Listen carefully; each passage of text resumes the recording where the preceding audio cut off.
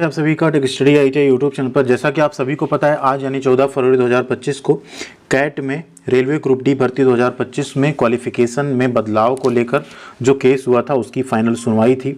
तो आज केस में पॉइंट टू पॉइंट क्या हुआ उसके बारे में इस वीडियो में बात करेंगे। तो प्लीज़ वीडियो को पूरा देखिएगा। एंड चैनल पर नए हैं, सब्सक्राइब नहीं किया, सब्सक्राइब करके बेल आइकन को जरूर दबा लीजिएगा।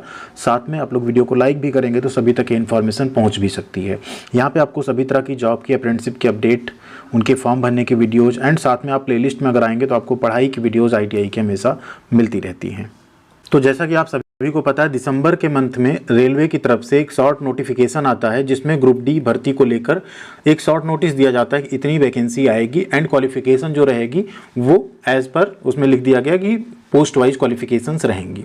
अचानक से 2 जनवरी को एक नोटिस आता है जिसमें लिख दिया जाता है कि सभी ओपन मार्केट के रिक्रूटमेंट में जितनी भी पोस्ट है सभी पे 10th पास एलिजिबल रहेंगे। जबकि रेलवे ने 2019 से लेके बार आरटीआई के जवाब में अपनी ऑफिशियल वेबसाइट पे इवन लास्ट में उन्होंने एक प्रॉपर उसमें लाइन भी लिखी थी नोटिस में कि आगे अगर आप ग्रुप डी भर्ती की तैयारी करना चाहते हैं तो आप लोग आईटीआई करके रखिए। ये लाइन बहुत बड़ी लाइन होती है किसी एक इतने बड़े ऑर्गेनाइजेशन की तरफ से, ठीक है। तो ये सब कुछ लिखा हुआ था। लेकिन उसके बाद क्या हुआ, अचानक से 2 तारीख को एक लेटर आता है जिसमें क्वालिफिकेशन में बदलाव होता है और फिर 22 जनवरी को फाइनल नोटिफिकेशन भी आ जाता है जिसमें सभी पोस्ट पे 10वीं पास को एलिजिबल कर दिया जाता है। मतलब एक तरह से जो आईटीआई क्वालिफिकेशन थी उसे रखा जाता है। मतलब ऐसा नहीं कि आईटीआई को बाहर किया जाता है, लेकिन आईटीआई से क्वालिफिकेशन को क्या कर दिया गया, डाउन करके ये कर दिया गया 10वीं पास भी एलिजिबल रहेंगे सभी पोस्ट पे, ठीक है। रेलवे ने यहाँ अपना बचाव कर लिया एक तरह से कि हमने आईटीआई को हटाया नहीं है, हमने 10वीं रखा है, यानी आईटीआई 10वीं सभी फॉर्म भर सकते हैं, इसमें कोई वो नहीं है, ठीक है।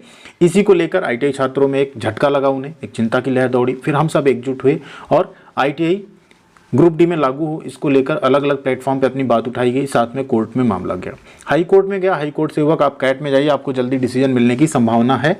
तो कैट ने भी रेलवे से जवाब मांग लिया और रेलवे ने फाइनली आज जवाब दिया, ठीक है। कोर्ट में रेलवे ने जो जवाब सबमिट किया, जो इधर से सवाल थे उन सब को लेकर रेलवे पहले से अपना तैयारी के साथ आया था।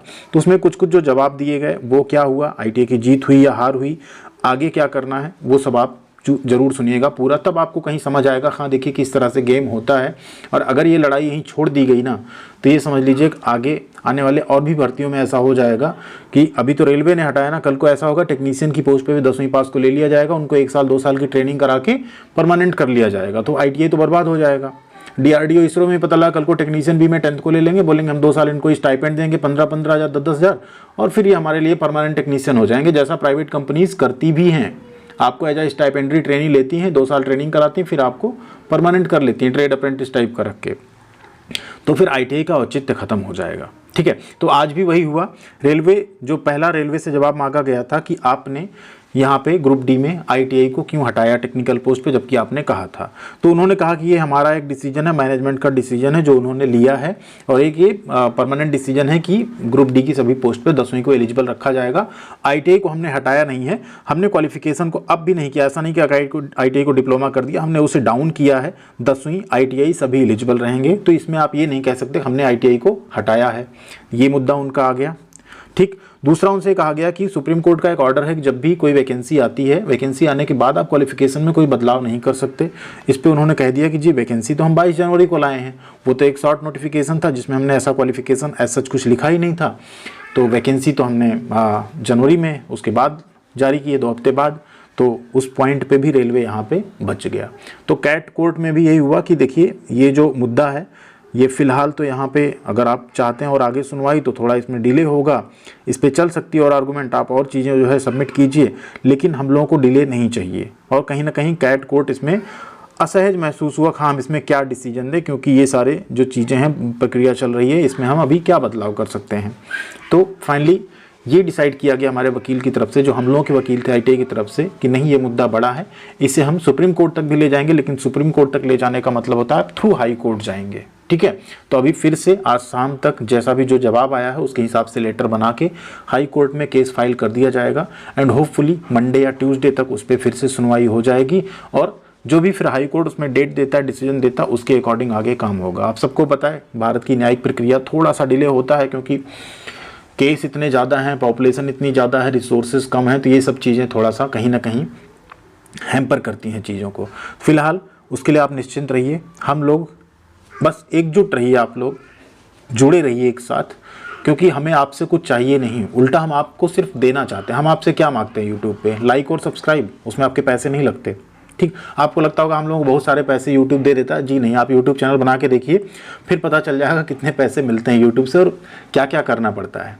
ठीक है ना, वो भी इंडिया जैसी कंट्री में जहाँ की एड रेवेन्यू इतना कम आता है। यूट्यूब क्या बांट देगा किस टीचर को? कुछ नहीं मिलता है। एक तरह से अगर देखो ना, जितनी लागत आती है ना, जो समय जाता है ना, उस समय का भी भरपाई यूट्यूब एडसेंस से या यूट्यूब के ऐड से नहीं होता जो आप वीडियोस देखते हैं। हम लोग क्यों कहते हैं बार बार लाइक करिए, कमेंट करिए, जिससे हम चाहते हैं वीडियो की रीच बढ़े, थोड़ा सा हमारे पास भी कुछ पैसे आ जाएं, क्योंकि हमें किसी और से थोड़ी मिल रहे हैं पैसे। नाम कोई आपके लिए कोर्स यहाँ बेच रहे हैं कि आइए हमारा कोर्स खरीद लीजिए, ऐसा भी कुछ नहीं है।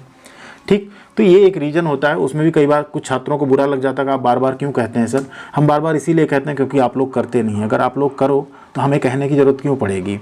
ठीक है, फिलहाल आप नहीं भी करेंगे तो कोई बात नहीं। जो लड़ाई चल रही, हम लोग जो मिल के लड़ रहे हैं, उसे हम लोग करते रहेंगे। आपसे कभी हम लोगों ने ना एक पैसे की डिमांड की है, ना कभी की जाएगी।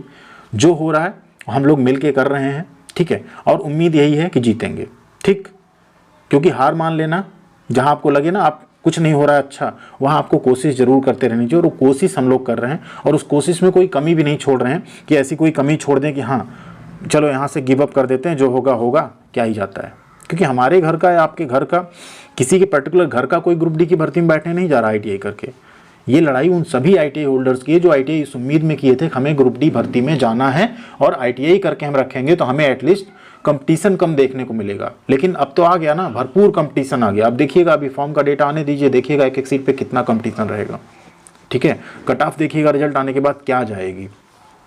तो इन सारी चीज़ों से बचने के लिए ITI का लागू होना बहुत ज़रूरी था, जो कि अभी नहीं हुआ है फिलहाल। लेकिन जो अपडेट थी अभी तक की यही थी कि रेलवे ने अपना जवाब देके अपना पल्ला झाड़ लिया। उन्होंने कह दिया हाँ हमने वो कहा था, लेकिन अभी हमने डिसीजन बदल लिया और अब हम ऐसा ऐसा करेंगे। ठीक है, कुल मिलाकर अब ढेर सारा पैसा आएगा हमारे पास फॉर्म भरने का। बाकी कैंडिडेट जो आएंगे आएंगे ही, कोचिंग माफिया भी अपना खूब कमाएंगे, वो सारी बातें अलग हो जाती हैं। ठीक, बट जैसा आप शाम तक जो डिसीजन होता है, जो हम लोग फाइनल करेंगे कि अब क्या करना है आगे, उसकी भी जानकारी आपको ज़रूर चैनल पे दी जाएगी। एंड कोशिश करेंगे हम, जो IITU के आपके मेन है गौरव जयराम सर, और सर उनको भी अपने चैनल पे लाएंगे लाइव, एंड आप सबको भी डिस्कस करके बताएंगे कि क्या प्रोसेस आगे हम कर रहे हैं। ठीक है, फिलहाल रास्ता अब हाई कोर्ट सुप्रीम कोर्ट का बचा हुआ है। कैट ने अपनी तरफ से जो सुनाना था फैसला वो सुना दिया है कि आप लोग जो है हाई कोर्ट चले जाइए, वहाँ पे आप लोग इस चीज़ को चैलेंज कर सकते हैं। ठीक है, थैंक यू वेरी मच, ख्याल रखिएगा अपना। मिलते हैं अगली अपडेट के साथ अगले वीडियो में। बाकी आप लोगों के कमेंट का इंतजार रहेगा कि आप लोगों को क्या चाहिए। कमेंट में आप लोग मर्यादा बना के रखिएगा, कोई भी गाली गलौज या इस टाइप की चीज़ें मत लिखा करिए। चाहे आप 10th पास हो, चाहे ITI पास हो, इसमें ये मत करिएगा हाँ हम 10th पास हैं तो हमारे साथ अन्याय हो रहा है, ITI है तो ITI के साथ हो रहा है। देखिए, ये अन्याय कभी भी किसी के साथ हो सकता है। अगर आज एक वैकेंसी में हो रहा है, कल को किसी और वैकेंसी में भी हो सकता है। तो वो चीज़ आपको ध्यान रखना है कि ऐसा आगे फर्दर ना हो। अगर इस पर एक बार जो है रोक लग जाती है तो आगे कोई भी डिसीजन मैनेजमेंट बदलने से पहले कई बार सोचेगा। Thank you.